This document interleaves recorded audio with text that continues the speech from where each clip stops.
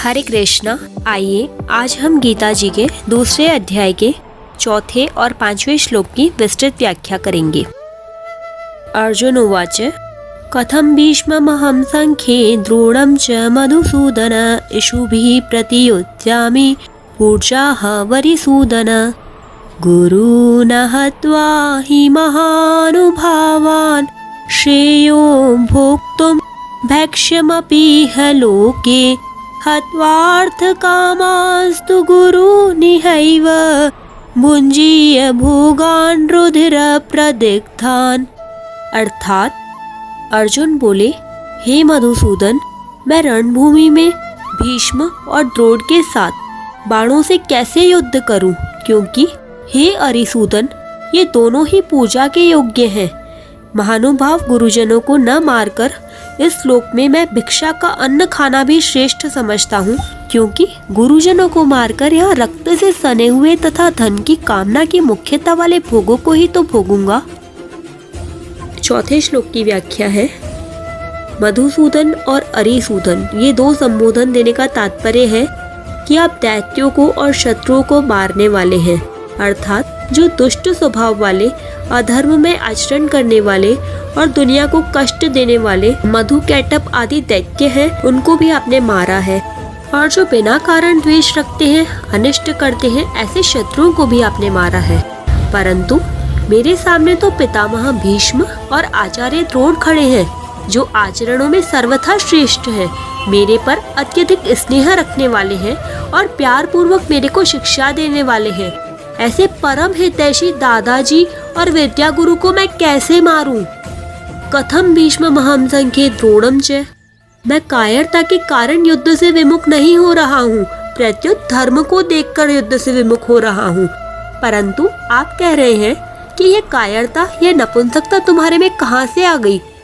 आप जरा सोचें कि मैं पितामह भीष्म और आचार्य द्रोण के साथ बाणों से कैसे युद्ध करूं महाराज? यह मेरी कायरता नहीं है। कायरता तो तब कही जाए जब मैं मरने से डरूं। मैं मरने से नहीं डर रहा, प्रत्युत मारने से डर रहा हूँ। संसार में दो ही तरह के संबंध मुख्य हैं, जन्म संबंध और विद्या संबंध। जन्म के संबंध से तो पितामह भीष्म हमारे पूजनीय हैं। बचपन से ही मैं उनकी गोद में पला हूँ। बचपन में जब मैं उनको पिताजी पिताजी कहता, तब वे प्यार से कहते थे, मैं तो तेरे पिता का भी पिता हूँ। इस तरह वे मेरे पर बड़ा ही प्यार स्नेह रखते आए हैं। विद्या के संबंध से आचार्य द्रोण हमारे पूजनीय हैं। वे मेरे विद्या गुरु हैं। उनका मेरे पर इतना स्नेह है कि उन्होंने अपने खास पुत्र अश्वत्थामा को भी मेरे समान नहीं पढ़ाया। उन्होंने ब्रह्मास्त्र चलाना तो दोनों को सिखाया, पर ब्रह्मास्त्र का उपसंहार करना मेरे को ही सिखाया, अपने पुत्र को नहीं।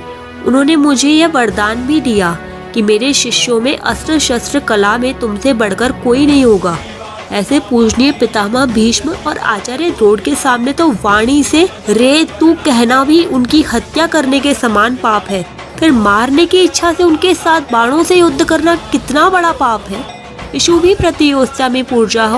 संबंध में बड़े होने के नाते पितामह भीष्म और आचार्य द्रोण ये दोनों ही आदरणीय और पूजनीय हैं। इनका मुझ पर पूरा अधिकार है। अतः ये तो मेरे पर प्रहार कर सकते हैं, पर मैं उन पर बाणों से कैसे प्रहार करूं? उनका प्रतिद्वंदी होकर युद्ध करना तो मेरे लिए बड़े पाप की बात है, क्योंकि ये दोनों ही मेरे द्वारा सेवा करने योग्य हैं और सेवा से भी बढ़कर पूजा करने योग्य है। ऐसे पूज्य जनों को मैं बाणों से कैसे मारूं?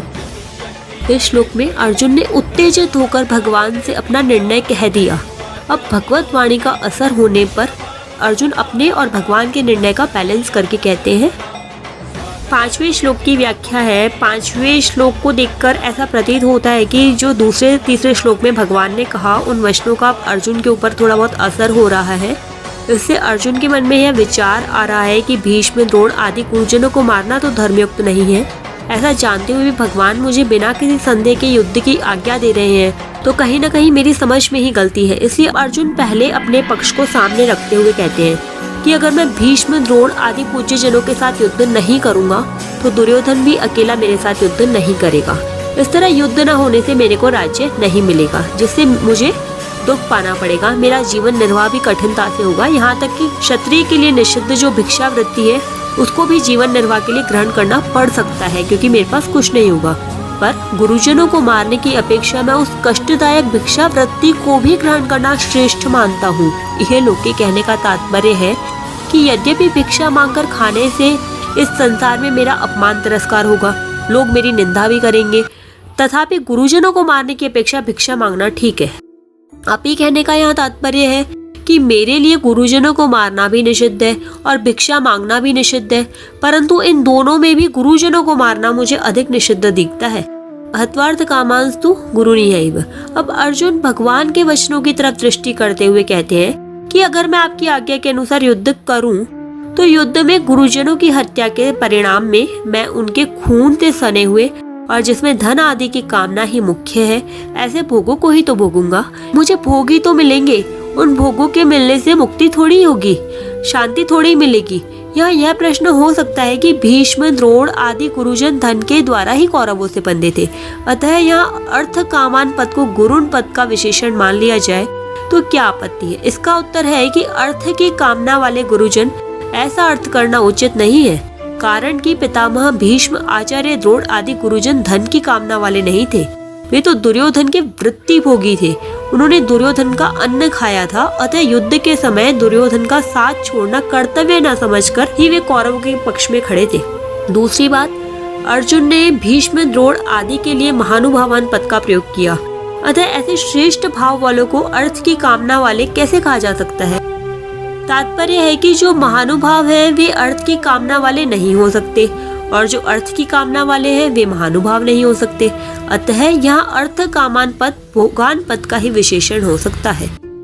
यहाँ विशेष बात यह है कि भगवान ने दूसरे तीसरे श्लोक में अर्जुन के कल्याण की दृष्टि से उन्हें कायरता छोड़कर युद्ध के लिए कहा था, परंतु अर्जुन उल्टा ही समझे, अर्थात वे समझे कि भगवान राज्य का भोग करने की दृष्टि से युद्ध की आज्ञा देते हैं। पहले तो अर्जुन का युद्ध न करने का एक ही पक्ष था, जिससे वे धनुष बाण छोड़कर शोकाविष्ट होकर रथ के मध्य भाग में बैठ गए, परंतु युद्ध करने का पक्ष तो भगवान के कहने से ही हुआ।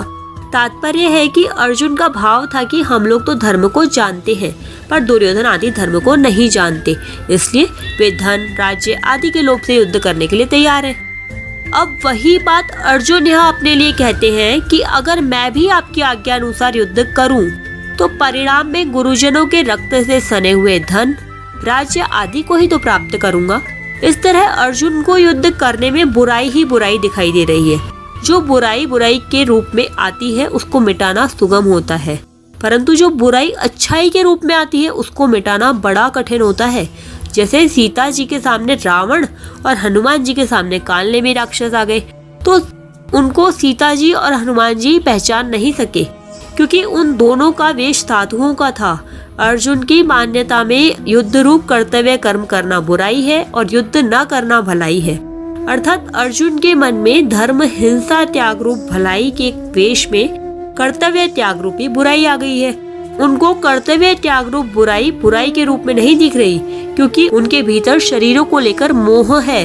अतः इस बुराई को मिटाने में भगवान को भी बड़ा जोर पड़ रहा है और समय लग रहा है।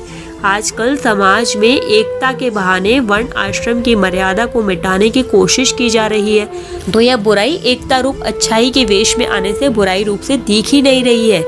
अतः वर्ण आश्रम की मर्यादा मिटने से परिणाम में लोगों का कितना पतन होगा, लोगों में कितना असुर भाव आएगा, इस तरफ दृष्टि ही नहीं जाती।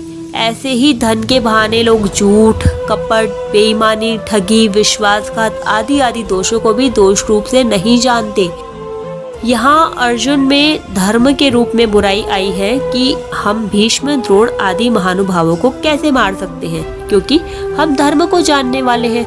तात्पर्य है कि अर्जुन ने जिसको अच्छाई माना है वह वास्तव में बुराई ही है, परंतु उसमें मान्यता अच्छाई की होने से वह बुराई रूप से नहीं दिख रही।